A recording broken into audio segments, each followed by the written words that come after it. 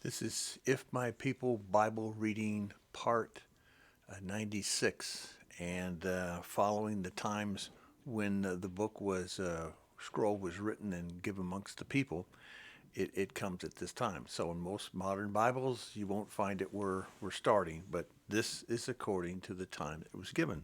Very important. Um, the Song of Solomon, or the Song of Songs, actually more than anything else. Solomon also wrote the books of the Proverbs and Ecclesiastes. One thing very important to remember, especially when we go through this Song of Songs, he wrote a lot of them, but this is one of them that survived, and that is that Solomon had a little problem with marriage, a huge problem. He had a love problem, the physical part more than the agape, loving the father by exempling it through the marriages of his wives. He had a lot of wives and a lot of concubines. Today, even in the United States, there are a number of states who still allow multiple marriages, believe it or not, legally. Only they took out the word marriage and they put in the word concubine. And it's getting worse. Now it's people can be men to men, women to women, multiple men, multiple women, crossing back, one wife, four husbands, and now animals. Animals are getting married to animals, and animals are getting married to people. Wow. And these people are the same ones demanding Social Security for their animals when they pass. So, what a world we live in. We'll continue on. Solomon wrote, we read in 1 Kings 4:32.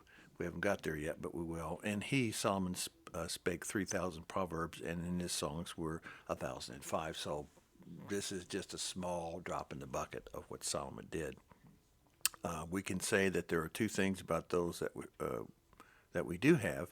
First, we have the best of what he wrote, and Yahweh made sure of that. And second, we have that the Ruach of Yahweh wanted us to have. This book was considered for hundreds of years, if not more than 1,000 years, banned by the Orthodox Judaism. They thought that their men should not read this book until the age of 30. It, really, and that even until the recent for the Christians.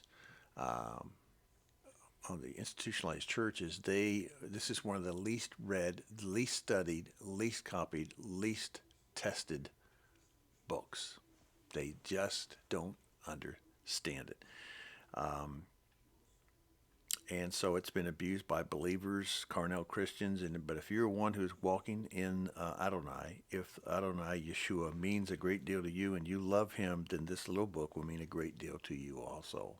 And I encourage you to read it. Um, this little book sets forth the love of Yahweh for Israel, and it also is a picture of Yeshua and his bride. The Christian books that I read through, they took out bride, took out the 12 tribes, and they put in the word Christ, church, the church, because the church replaced Israel, and the church has replaced the Jews.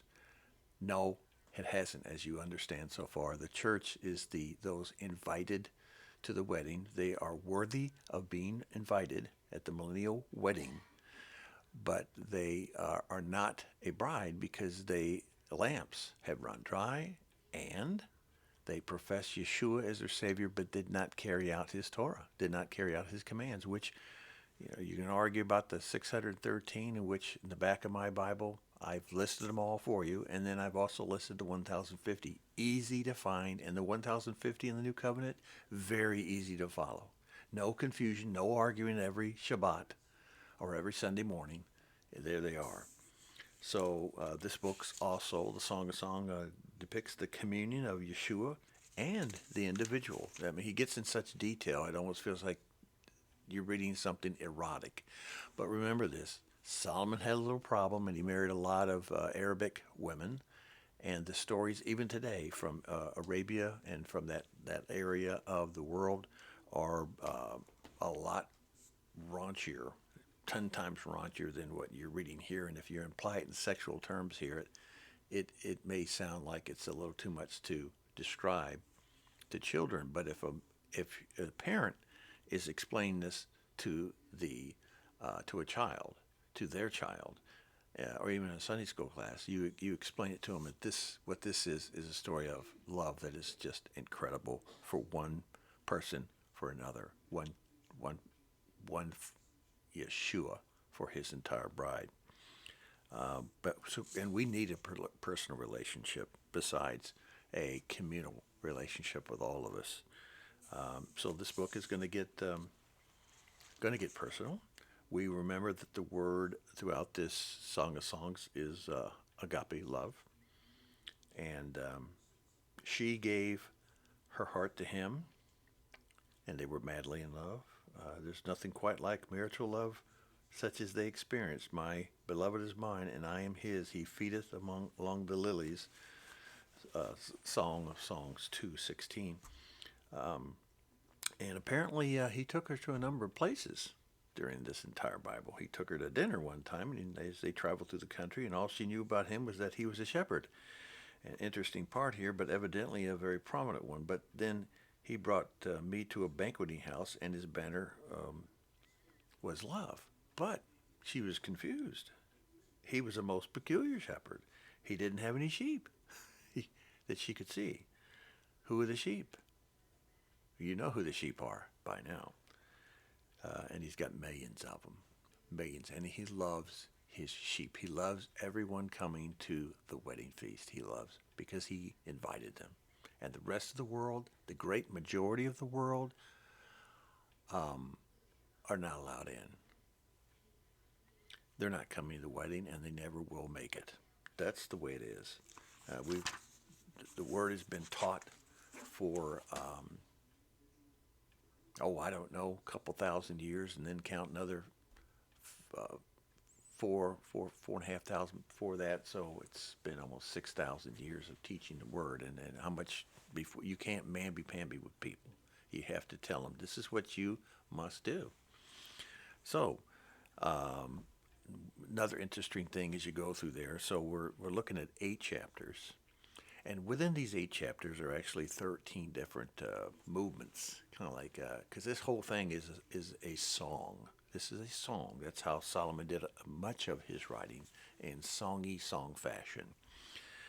So reading a song just doesn't make it. But we don't know how the cantor went. We don't know how the tempo went. We don't know how the pitch. We don't know how the words went and how they were put together with the music.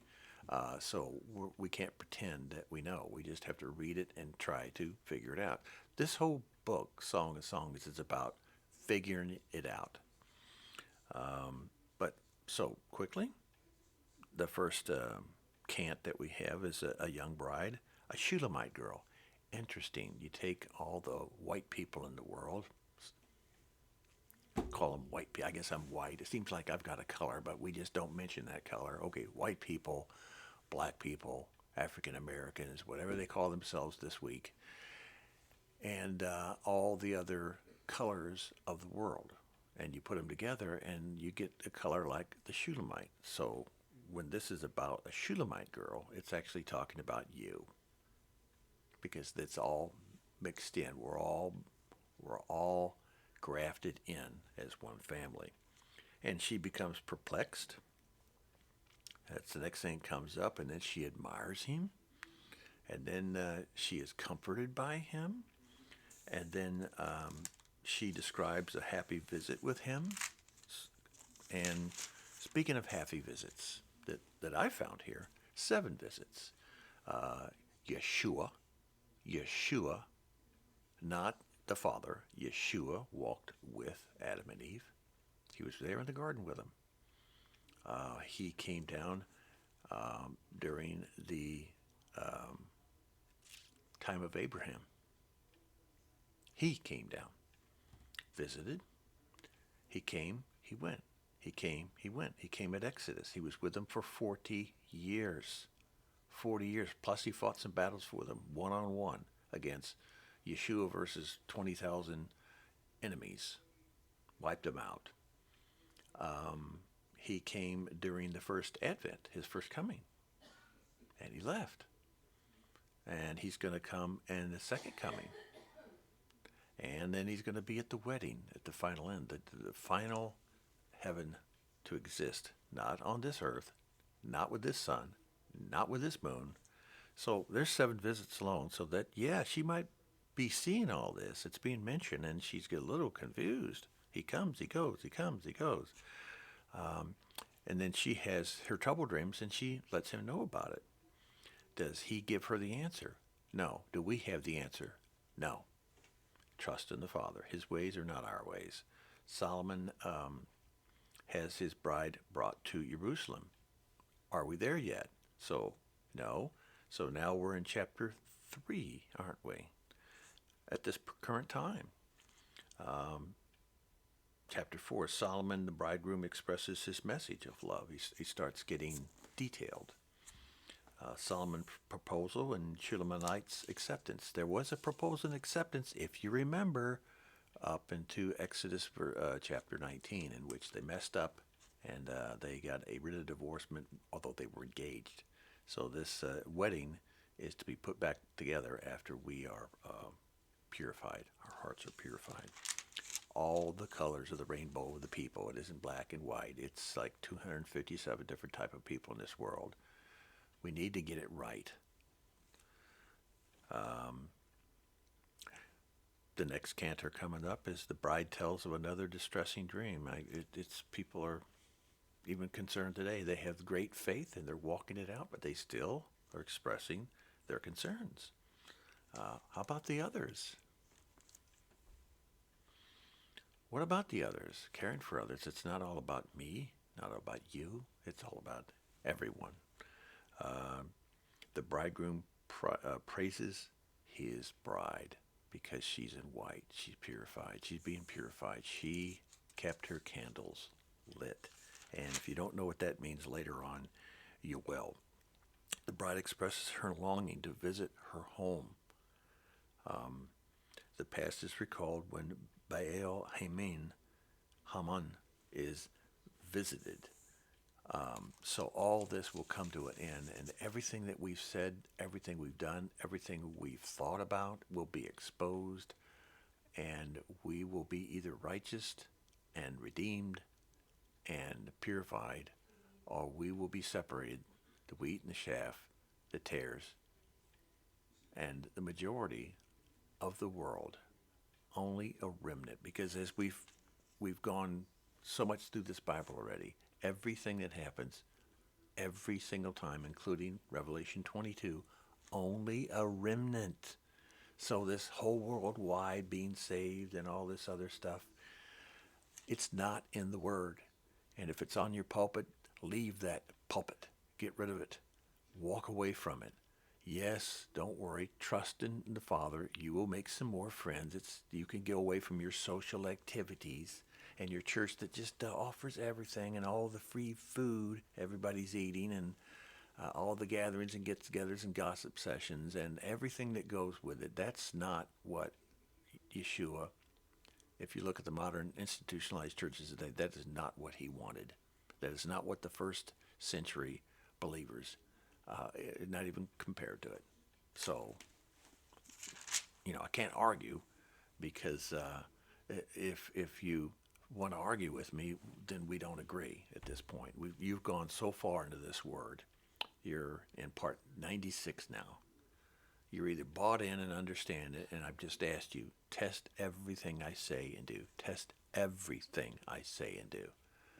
And rightfully divide the word and read the Bible from beginning to end.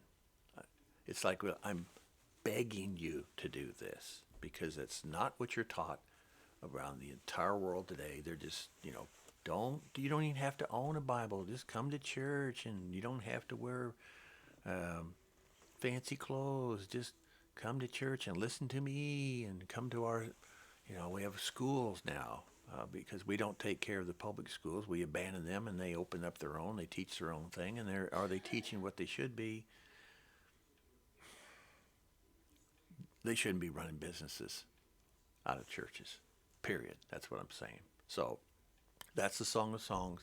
Very important. It's about an incredible love affair. that will never end. And that includes you with him.